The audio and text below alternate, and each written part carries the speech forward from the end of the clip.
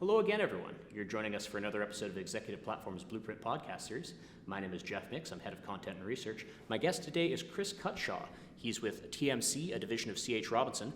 We're going to be having a conversation about generative AI, the role that it's going to play in orchestrating supply chains in the future. And he's recently given a presentation on this that actually gets into some specifics, which I'm very excited about. I think most companies are very interested in this space, but a lot of it sounds theoretical. So if we can actually get into the weeds, I'm very excited for this conversation. Definitely. Chris, thanks so much for joining me. Yeah, no problem. Thanks for having us. Why don't we start off, just to make sure we're using the correct terms here, when you say generative AI, what differentiates that from the broader AI category? Yeah, I think a few things, right? So people have been saying AI for a long time, and I think with some of the innovations that have just happened, specifically OpenAI, where this content's actually being generated. So it's in a human readable fashion.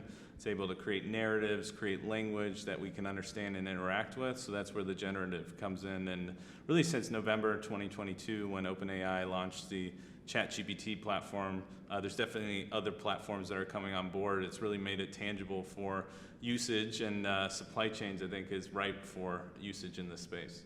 Now, you gave a presentation a little earlier today that was actually geared towards an audience of senior supply chain executives saying, these are some of the possibilities, this is what some people are already doing with it. I'm not going to ask you to repeat a 35-minute presentation, but what were some of the key takeaways you hope people got from that? Yeah, key takeaways are it's definitely very new, so we're in the learning phase, but I think the opportunities are just tremendous.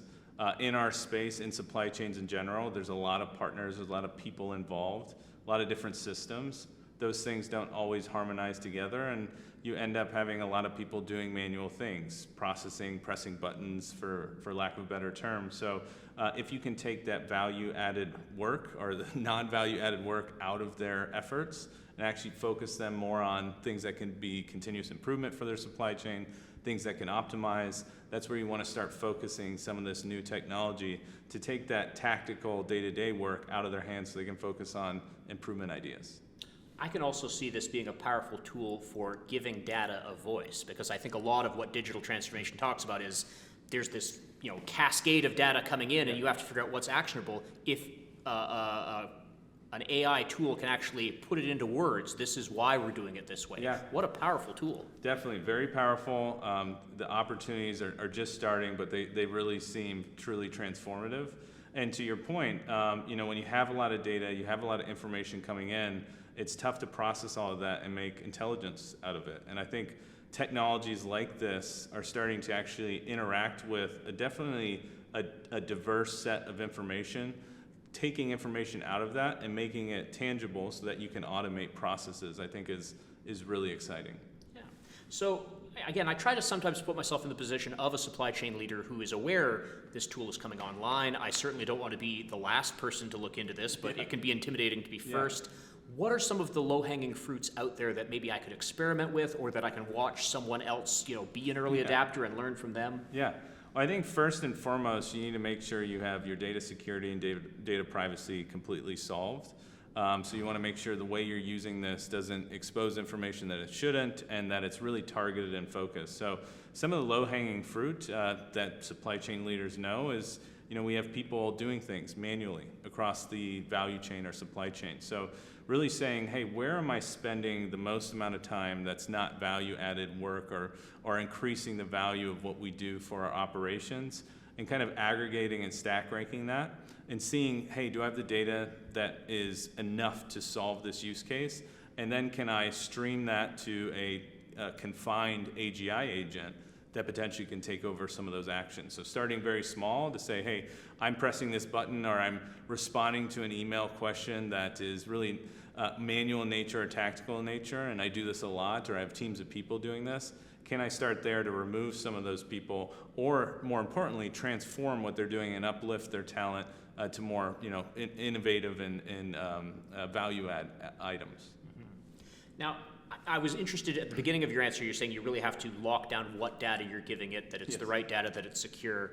I can see that being something that companies want to be very clear what are maybe the new rules involved. I mean, data security is always something we talk about, but we're actually feeding and I don't want to be dramatic, information into a black box where it will do something, Yes. and then an answer is going to come out the far side. What does getting that data ready look like? Yeah, I think really when you're doing working with AGI, it's all about prompt engineering. So you're training the model or the agent to respond specifically how you want it. So really taking the time up front to make sure prompt engineering is reducing the ability for the AI to access information that it shouldn't, or the ability for it to create narratives that, let's say, are making things up or fabricating information. So you really want to define it, say, here's your role in life, here's what you're supposed to do. And by the way, never fabricate information, follow a set, rigid process. But what's really cool is what we've done is actually putting planning large language models in front of that, so that you really create specific agents that have tactical requirements or tactical options that they can go after, accessing internal tools, really confining the data to make sure that it is really exactly what they need and no more, and then making sure the outputs are in a very rigid fashion so it's controlled on the use case that you're focusing on. So again, stepping back, looking at all of the manual processes that happen that you know are redundant and that your teams don't love to do, taking that and starting your journey with an OpenAI type of technology, or there's some other ones coming online, and focusing really tangibly at some of those use cases and going after them. I'm so interested, you mentioned sort of teaching it that it can't fabricate. Yes. So and forgive me, I'm a little more familiar with ChatGPT than some of the industry applications, but I know hallucination is one of the terms that we've heard, where it just wants to please you. It's not necessarily giving you the right answer. It's trying to generate a response that you're going to be happy with, and you're like, that was the right answer, whether there's depth to it or not. This can't be that, because it's actionable data that it's chewing on. Can you expand upon that a little bit? Well, no, hallucination is actually a technical term for some of these AI agents. I mean, there's examples of law firms using this and not checking the output, and found out that the AI agent is making up cases, right? So you have to be very rigid and clear in the prompt engineering that you need to follow, and make sure that you're only speaking on truth or data that you have accessible to. And when we're interacting with like some of those prompts that are open, they can go a lot of different ways. And what we're focused on is deploying that to our code base, using some of that trained model to respond in a human-like way, but really focusing what it can do so that it doesn't go outside of its boundaries. I'm so interested in this, and I remember you saying before we started recording that you do actually have a few details and hands-on things that we can get into. I'd love to do that now. As much as this big picture is fascinating, what are some concrete examples of someone has applied this tool? What is it doing for them? And you don't have to name a client's name, obviously, but like walk us through the scenario. Yeah, well, I can give you one scenario very specifically that we started on it and have in production. So a lot of times in our industry, which we're really focused on transportation, is when you physically deliver something, someone signs a document, and it's called a proof of delivery. And for a lot of customers to automate their payment process, to ensure that it was on time and in full, OTIF, really focus, you want to capture all those documents, and if there's an audit that happens, you want to make sure they're right and accurate. So across thousands of shipments that you're managing, you're dealing with tons of different providers, and those providers have sub-providers like drivers or warehouse workers. So you have all these sources of information where documents can live, and often there's teams of people that go chase and send emails and follow up and get that data back on system. That's a perfect tangible use case that you could focus an AI agent on, instead of having teams of people go after that. So chasing PODs, chasing documents, following up when something's not right, and getting the information in an automated way that you've set up the boundaries and control that are taking that manual labor out of the equation and focusing their time on more, let's say, optimization activities that can reduce cost or improve service, and they're not getting bogged down with some of the tactical day-to-day work. So I think documentation, ensuring the documentation's accurate, timely, and associated to the shipment record is where we've focused some of this build out on. Fantastic. So to maybe say that another way, and you can check me. It can produce the report out of all these data points, but what it's freeing people up, there used to be someone who had to compile all that, who had to make it make sense in one report. Now they can maybe be freed up to, we don't have this piece of information, and they can make that human connection with the person who hasn't pooled their data, or like they're freed up to troubleshoot while the system does the labor-intensive piece. Exactly. So the AI agent will see that a POD isn't there or a piece of document isn't there. It'll follow defined steps. It'll reach out, write an email that is seemingly coming from a human. It'll even go that far. Yep, that looks like, okay, someone's asking for something, and which happens usually today with people. They'll get a response, they'll take that attachment, they'll go upload it somewhere. So I think that's just a great, area of focus, and that's something we've done. So I guess, again, putting myself back in the position of I'm a supply chain executive who sees this is an incredible tool that is coming into market. What does getting started look like? What is a realistic timeline to try a pilot, make sure that it is actually the right data going in and the right output coming out, because there's still going to be a person checking that for a long while just to make sure it's representing your company. Yeah, I mean, you're going to have some technical teams that get started on this, that choose the right technology and then can find the data that it has access to and deploy it within your ecosystem. So it's not like a open source out there, able to feed proprietary information to that agent so that you really can find it. So starting down that journey, you want to start looking at prompt engineering.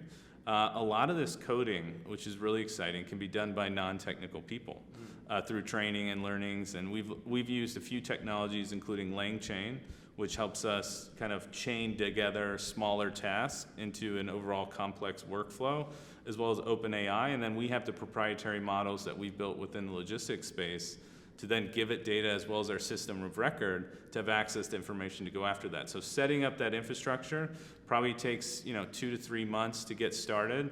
Ensuring you're checking down with your data security, data privacy teams to make sure that they've signed off on it.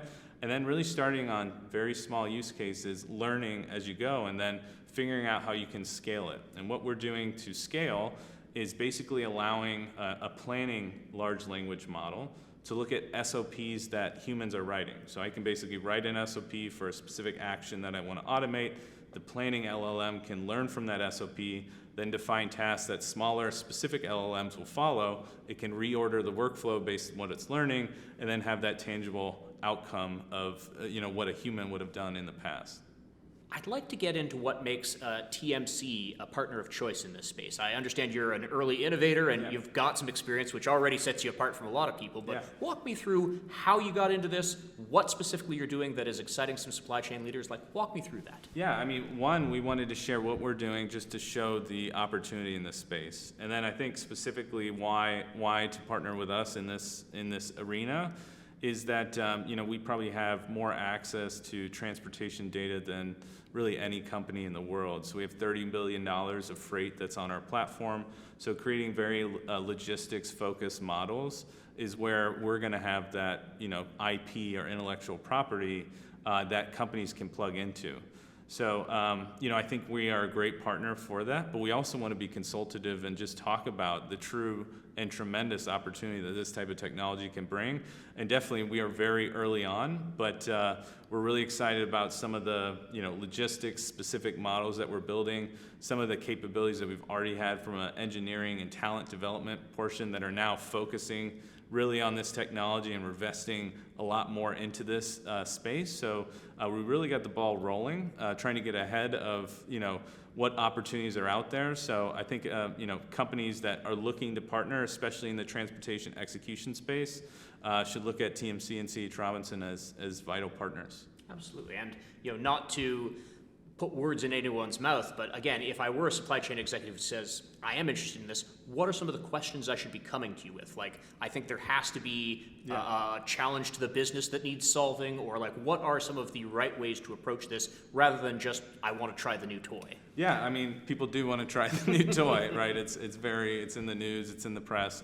So I think first is stack rank the opportunities, create the business case. You're going to have development, you're going to have to do things on your side. It's not completely something that you can outsource to a partner, though there are some scenarios that you can find it, but I'd really inform customers to take the time to create the business case, find areas within their supply chain that this could be a focused technology, and where maybe they have blind spots in terms of logistics data, visibility, documentation that we mentioned and discussed earlier, then looking at your partner network and seeing who's actually investing in this space. So that could be us, it could be others, but really stack ranking your opportunities, being very concise and constrained on what you want to go after.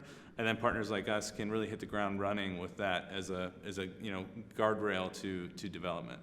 Okay, so if I've got my pain point or opportunity that I'm saying I think this is a good place to start, and I come to C.H. Robinson, or I beg your pardon, TMC, the division of C.H. Robinson that is working specifically in this space, what does day one look like? What does the actual beginning of that partnership look like, and how do I prepare my team to get started? Yeah, I think one, we want to look at the data model. So make sure that we use our proprietary platform Navisphere. So we'd want to hook into your logistics network. We want to get some data. You really do need a large set of data to get started. If there's blind spots in the data, the AI agent's going to struggle to answer questions or be concise.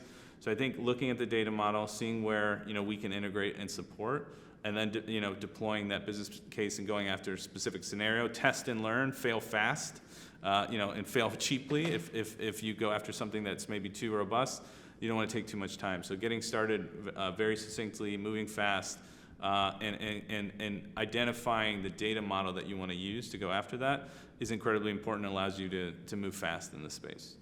Whenever we talk about a new technology, especially something like AI that is very buzzy, Yes. I do want to take a minute and talk about the people part of all this. Yeah. Because there's an existing supply chain organization. Yeah. Some of what we're talking about is automating their jobs, which will free them up to do more important work, but there is a struggle there for a minute. Can we talk about that? Yeah, I mean, it's the human equation, right, as a part of it. So what I would say is, like, our industry in general has a talent gap.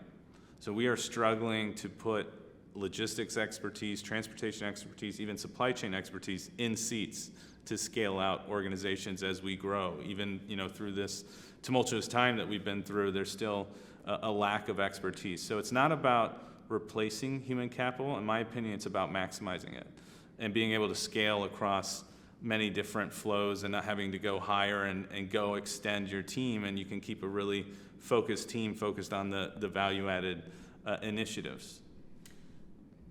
We've covered a lot of ground in this conversation. If there were 2 or 3 key points that you want people to think about a little further, what would those be? Yeah, so we're very early.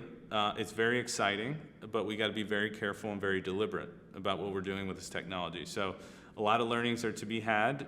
We want to make sure it's controlled, and we're very rigid with what we're allowing it to do. I think we want to focus on the human element. I think we want to make people's lives better.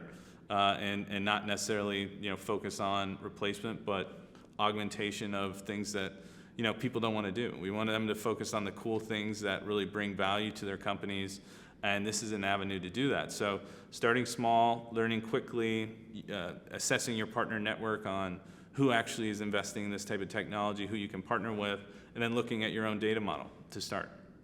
I have to think with something this new and this exciting, there are going to be people with questions, people who want to learn more. What is the best way to get in touch? Maybe pick someone's brain at TMC. Yeah, so I would direct people to go to chrobinson.com/TMC, and there's an option there to find an expert. So you can learn more about what we're doing in the space, happily also be consultative in what we're doing and how we've done it, so you can actually build that out on your side, and potentially we can find a way to partner in the future. Well, I really appreciate your time here, Chris. This is a really exciting thing, and I actually haven't gotten to talk about it with someone who's really doing it yet. So this was exciting for me. I really appreciate you being here. Thank you, and thanks for Executive Platforms. You guys run great conferences, had a great time here, and look forward to more in the future. Fantastic. Okay. In the meantime, you've been listening to another episode of Executive Platform's Blueprint podcast series. I've been Geoff Micks. Let's do it again soon.